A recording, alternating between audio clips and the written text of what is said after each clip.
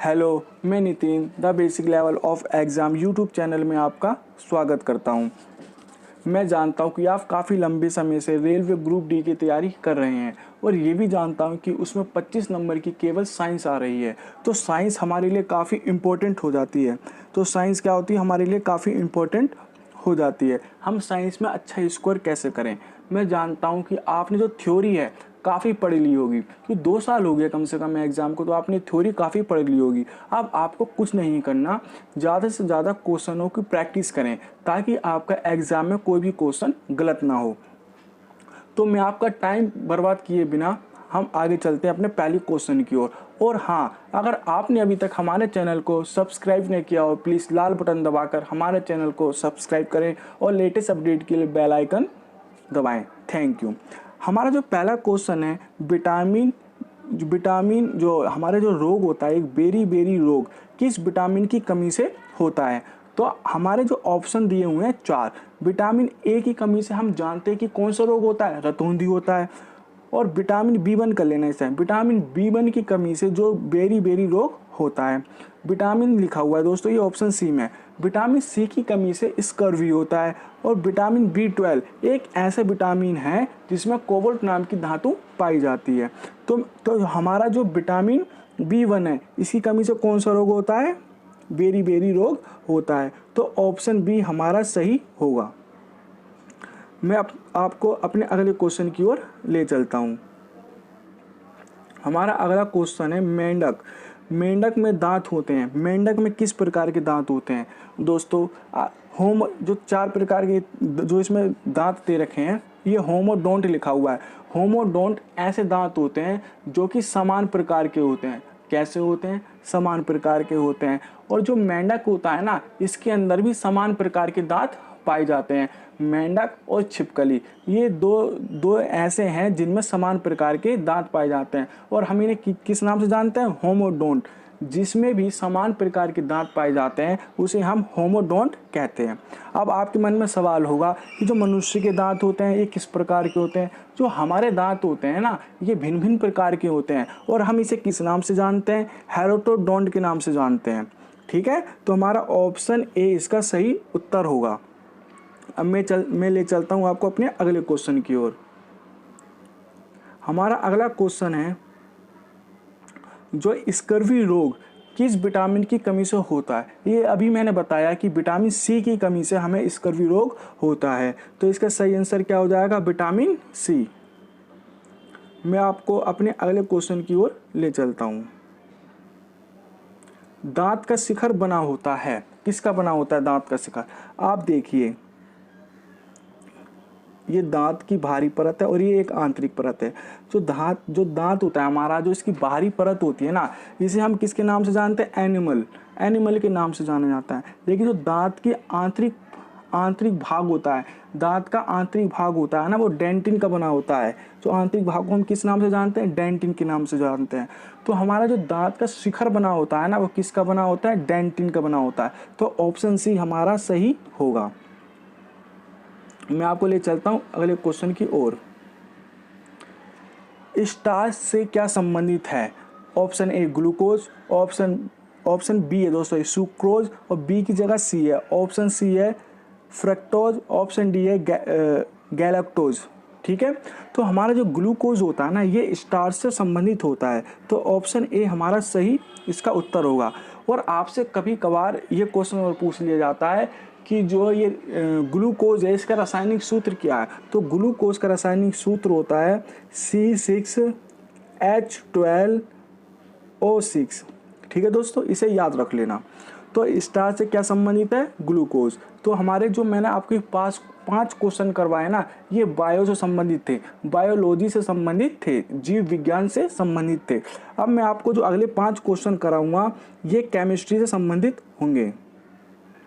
ठीक है, अब जो हमारा क्वेश्चन है केमिस्ट्री से संबंधित है। अमोनिया के सृजन में काम आने वाली गैस कौन सी है। जो अमोनिया का सृजन करना है, अगर हमें अमोनिया बनाना है तो कौन कौन से गैस की जरूरत होगी। तो अमोनिया का रासायनिक सूत्र क्या होता है दोस्तों, NH3। तो N से हमारा बनता है नाइट्रोजन और S से बनता है हमारा हाइड्रोजन। तो जो ऑप्शन डी है, नाइट्रोजन तथा हाइड्रोजन, नाइट्रोजन हाइड्रोजन के द्वारा क्या बनती है, अमोनिया, अमोनिया का सृजन किया जाता है।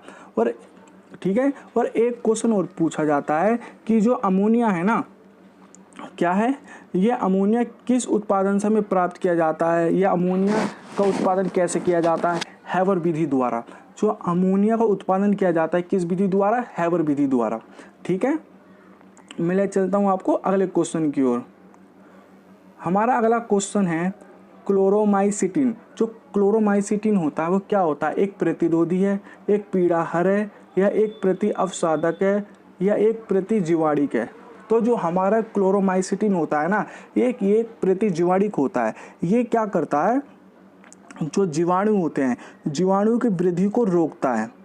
क्या करता है ये एक प्रकार की देखा जा, ये औषधि होती है, एक प्रकार की दवाई होती है, और ये क्या करती है, जीवाणुओं को मारती है और उनकी वृद्धि को रोकती है। कुछ बैड बैक्टीरिया होते हैं, तो क्या करती है ये क्लोरोमाइसिटिन, बैक्टीरियाओं को मारती है और उनकी वृद्धि को रोकती है। तो ऑप्शन डी इसका सही उत्तर हो जाएगा। ठीक, क्लोरोमाइसिटिन। अगली बात समझ में, मैं एक बार और रिपीट कर देता हूँ। क्लोरोमाइसिटिन एक प्रकार की दवाई होती है। ये क्या करती है, जीवाणुओं की वृद्धि को रोकती है और जीवाणुओं को मारती है। ठीक है, तो ऑप्शन डी इसका सही उत्तर होगा। मैं आपको ले चलता हूँ अगले क्वेश्चन की ओर। जल का शुद्धतम रूप कौन सा है, समुद्र का जल, वर्षा का जल, नलके का जल, या अशुद्ध जल। ये सिंपल क्वेश्चन है, हम सभी जानते हैं कि जो वर्षा का जल होता है ये एक शुद्ध जल होता है। तो ऑप्शन बी इसका सही उत्तर होगा। मैं आपको अगले क्वेश्चन की ओर ले चलता हूँ। पैरासीटामोल। पैरासीटामोल आप जानते हैं पैरासीटामोल को। पैरासीटामोल क्या है बताओ। पैरासीटामोल एक पीड़ाहर है। क्या एक पीड़ाहर है। तो ऑप्शन क्या हो जाएगा इसका, ऑप्शन ए इसका सही उत्तर हो जाएगा। पैरासीटामोल क्या है, एक पीड़ाहर है। अब मैं आपको ले चलता हूँ अपने अगले क्वेश्चन की ओर। हमारा चौथा क्वेश्चन है, पृथ्वी की पपड़ी में विशुद्ध रूप से पाई जाने वाली धातु। पृथ्वी की पपड़ी में विशुद्ध रूप से पाई जाने वाली धातु।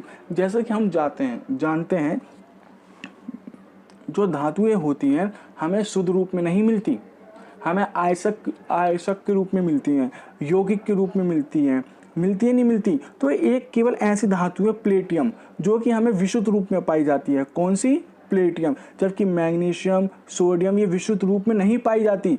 केवल जो प्लेटियम धातु होती है हमें कैसे मिलती है, विशुद्ध रूप में मिलती है। तो ऑप्शन क्या हो जाएगा, ऑप्शन डी इसका सही उत्तर होगा। ठीक है, चलो हम चलते हैं अपने अगले क्वेश्चन की ओर। अब जो दोस्तों ये क्वेश्चन आए, ये फिजिक्स के क्वेश्चन आ गए हैं। किसके, फिजिक्स के, यानी भौतिक विज्ञान के। हमारा जो पहला क्वेश्चन होगा इसका वो है, क्या है, पृथ्वी पर सूर्य द्वारा गुरुत्वाकर्षण बल। देखो, पृथ्वी पर जो सूर्य द्वारा गुरुत्वाकर्षण बल लगता है, या सूर्य द्वारा पृथ्वी पर, ये पृथ्वी द्वारा सूर्य पर जो लगता गुरुत्वाकर्षण बल है ना, वो अलग अलग होता है। क्या होता है, अलग अलग होता है। पृथ्वी का गुरुत्वाकर्षण बल कम होता है, सूर्य का गुरुत्वाकर्षण बल क्या होता है, ज़्यादा होता है। तो सूर्य पर पृथ्वी द्वारा गुरुत्वाकर्षण की अपेक्षा कम होता है। सूर्य पर, ऑप्शन बी हमारा, सूर्य पर पृथ्वी द्वारा गुरुत्वाकर्षण बल के बराबर होता है, या सूर्य पर पृथ्वी द्वारा गुरुत्व बल की अपेक्षा अधिक होता है। तो ऑप्शन डी है, या वर्ष भर एक समान रहता है। तो हमारा ऑप्शन क्या हो जाएगा, हमारा ऑप्शन ए हो जाएगा, क्योंकि सूर्य पर पृथ्वी द्वारा गुरुत्वाकर्षण बल की अपेक्षा कम होता है।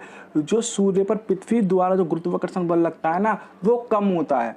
पृथ्वी द्वारा जो सूर्य पर गुरुत्वाकर्षण बल लगता है वो कम होता है, जबकि सूर्य द्वारा पृथ्वी पर लगने वाला गुरुत्वाकर्षण बल अधिक होता है। तो जो हमारा ऑप्शन ए होगा ना, वो क्या होगा, सही। ऑप्शन ए हमारा सही होगा। क्यों होगा सही, क्योंकि जो होता है सूर्य का गुरुत्वाकर्षण बल अधिक होता है, पृथ्वी का कम होता है।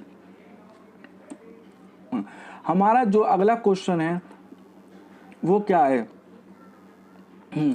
देखो हमारा अगला क्वेश्चन है दूसरा नंबर का।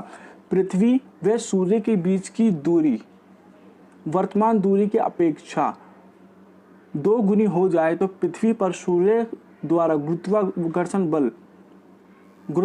बल क्या होगा। पहले की अपेक्षा 2 गुना हो जाएगा, पहले की अपेक्षा 4 गुना हो जाएगा, पहले की अपेक्षा आधा होगा, या पहले की अपेक्षा 1/4 हो जाएगा। तो क्या होगा दोस्तों, इसका ऑप्शन होगा, इसका जो सही आंसर होगा क्या होगा, ऑप्शन डी। इसका सही आंसर क्या होगा, ऑप्शन डी होगा। चलो मैं आपको ले चलता हूं अपने अगले क्वेश्चन की ओर। देखो अगला क्वेश्चन है हमारा, सार्वत्रिक गुरुत्वाकर्षण नियम का प्रस्तुतकर्ता कौन है। जो गुरुत्वाकर्षण नियम दिया था वो किसने दिया था हमें, जो हमें गुरुत्वाकर्षण नियम दिया था वो किसने दिया था, सोचो और बताओ। जो हमें गुरुत्वाकर्षण नियम था वो किसने दिया था, न्यूटन ने दिया था। किसने दिया था, हमें न्यूटन ने दिया था। गुरुत्वाकर्षण किसने दिया था हमें नियम, न्यूटन ने दिया था। तो ऑप्शन हमारा क्या हो जाएगा, ऑप्शन सी हमारा सही हो जाएगा। ठीक है, मैं आपको ले चलता हूं अगले क्वेश्चन की ओर। पृथ्वी पर सूर्य द्वारा गुरुत्वाकर्षण बल, ये लगता है क्वेश्चन ये रिपीट हो चुका है, मैंने इसे करा दिया। हाँ, तो इसका ऑप्शन क्या हो जाएगा, ऑप्शन ए इसका सही आंसर हो जाएगा। सूर्य पर पृथ्वी द्वारा गुरुत्वाकर्षण बल की अपेक्षा कम होता है। ठीक है, अब मैं आपको ले चलता हूं अगले क्वेश्चन पर।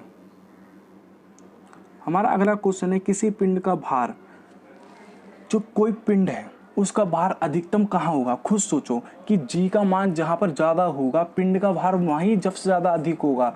जहाँ कहीं भी जी का भार अधिक होगा वहीं पिंड का भार भी क्या होगा, अधिक होगा। ठीक है, तो किसी पिंड का भार कहाँ पर अधिक होगा, पृथ्वी पर सभी स्थानों पर एक समान होता है, ध्रुवों पर अधिकतम होता है, विषुवत रेखा पर अधिकतम होता है, मैदानों की अपेक्षा पहाड़ों पर अधिक होता है। नहीं, ऑप्शन बी इसका सही आंसर होगा, क्योंकि हम जानते हैं कि ध्रुवों पर जो ध्रुव होता है उस पर गुरुत्वाकर्षण जो बल होता है ना अधिक होता है, तो पिंड का भार भी क्या होगा वहाँ अधिक होगा। तो ऑप्शन क्या हो जाएगा, बी हमारा सही उत्तर होगा। तो दोस्तों जैसा कि आज जानते हैं, आज हमने 15 क्वेश्चन किए हैं। अगर आपको ये वीडियो अच्छी लगी हो तो प्लीज़ कमेंट करके ज़रूर बताएं और लाइक ज़रूर करें। अगर मेरी वीडियो में कोई भी कमी हो तो कमेंट करके ज़रूर बताएं, ताकि मैं आने वाली वीडियो में अच्छा परफॉर्मेंस कर सकूं। ठीक है, ओके दोस्तों, अब हम अपनी अगली क्लास में मिलते हैं।